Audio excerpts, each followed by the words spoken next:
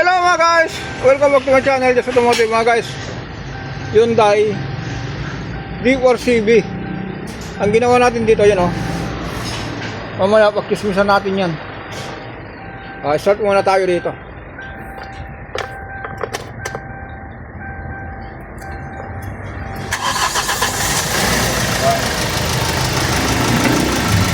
Ito mga guys, dumating dito, stock up yung makina, ayaw umiikot ng dahil dito. Yan, pagkismisan natin yan. Okay mga guys, patayin muna natin to.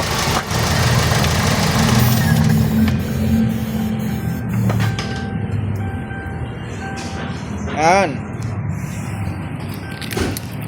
Ito kasi mga guys, yan, pagkwentuhan natin ito ng kahit 10 minuto para sa may mga owner ng sasakyan.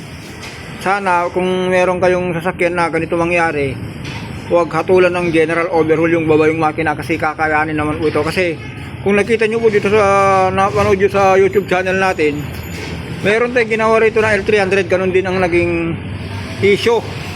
Nanikit yung makina kasi bumigay yung alternator hose. Nung nawalan po ng langis, nanikit po yung connecting rod. Ganito nangyari dito mga guys. Ito po yun. Kung pansinin nyo po yung dalawa, yung 3 at saka 4 buo. Yan, original po po ito mga guys ha. Itong nakakabit na to, itong puti at saka kulay itim. Ito po sa coat po nyan. Ito po yung sa baba. Ito po sa taas ng connecting rod. Parang ganyan po nyan. Yan. Yan. Tapos ito yung 4 at saka yan, yung takip niya. 4 ito, 3 at saka 4. Kaya kaya ito po mga guys, 4 na pares. Ito naman, itong kinayod na yan, dito po yan. Ganyan. Kaya po yung makina po nito, kaya po nag-stock out. Dahil dito, nanikit.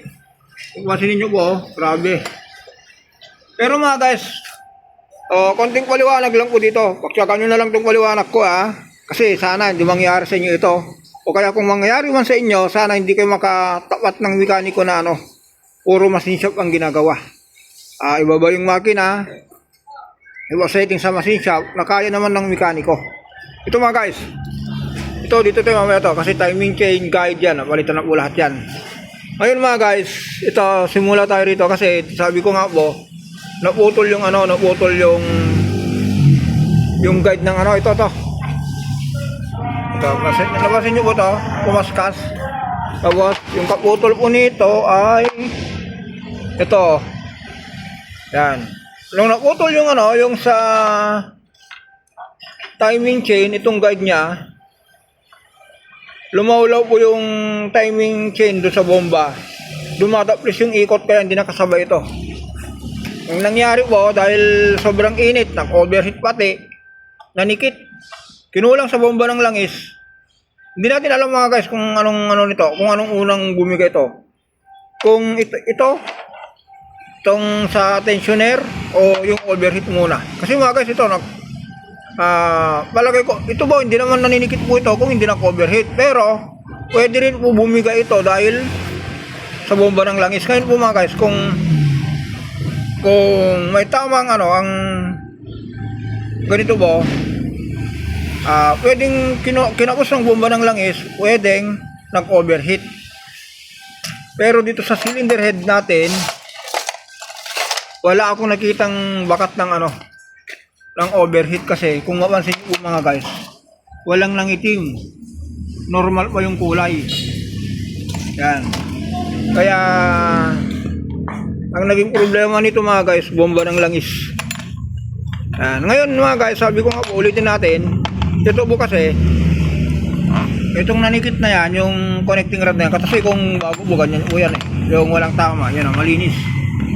Ito po kasi lumambot o kaya kinayod. Halimbawa po, naglakad ka sa putikan, yung putik po sumasapa dito sa swelas, sa sapatos nyo. Kailangan nyo ukot-kutin po yun para matanggal po yung putik. Ganito rin nangyari. Ito po kasi, itong Conrad bearing, aluminum po ito. Mas malambot kaysa steel. Ngayon, kumakayot po yung ano, yung ikot po ng sigunyal, unti-unti po, kumakayot po, naiiwan dun sa sigunyal. O kaya nangyayari po, habang naglalakad ka dahil maputik na po yan, sumasama dito yung ano, yung putik. O, di ba? Ganun po yan. Ganito nangyari dito, habang umiikot yung sigunyal, sumasama na po yung ano, yung aluminum. Ngayon, ang ginawa natin dito, kinutkot na lang natin. Kinutkot natin yung nanikit dun sa sigunyal. Kasi po mga guys, pasensya na kayo kung dito sa YouTube natin hindi ko na ipakita kung paano namin trinabaho. Pasensya na po kayo dahil wala akong taga-video katulad nito. Ako na lang ang nagbi-video dahil natapos na yung trabaho. Ganun ang ginawa ko. Hinasa ko yung ano, yung sigunyal. Kung ano sana mga guys, makita nyo ko sana kung aliwanagan kayo dito. Punta tayo dito. Ayan, ito yung sigunyal.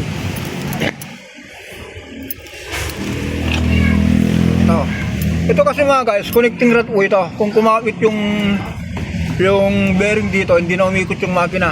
Ito po, truck po ito, yung 6 cylinder, yung Seno truck, yung China truck.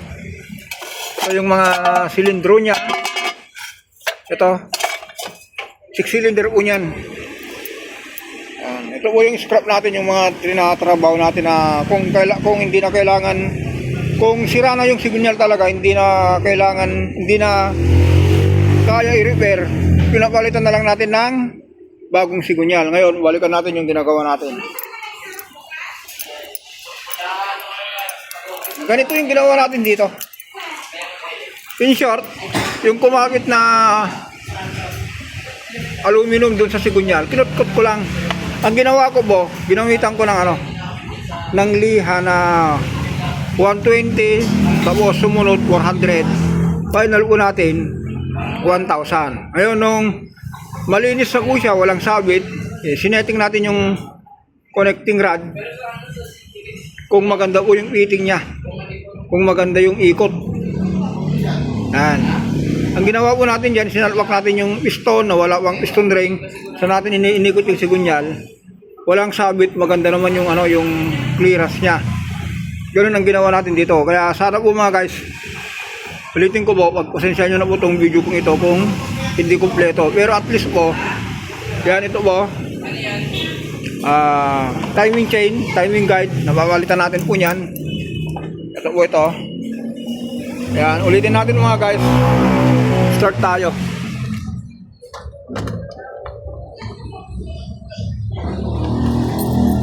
Yan, start tayo.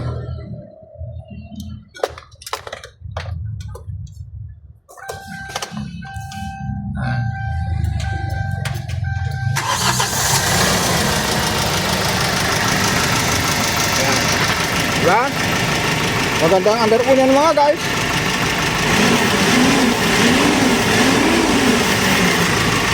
O, diba?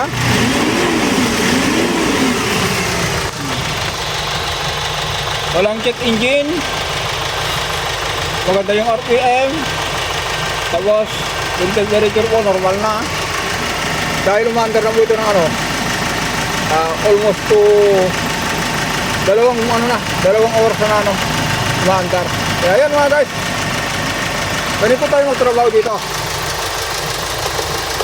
Kung humingi kayo ng kumpletong video po, pasensya na po, naliwanag na lang natin dito yung ano, yung ginawa natin. Dahil sa ginawa natin na nagpalit lang tayo ng mga guide, tensioner, timing chain, contract bearing, piston ring. Yung main bearing mga guys, walang tama, maganda.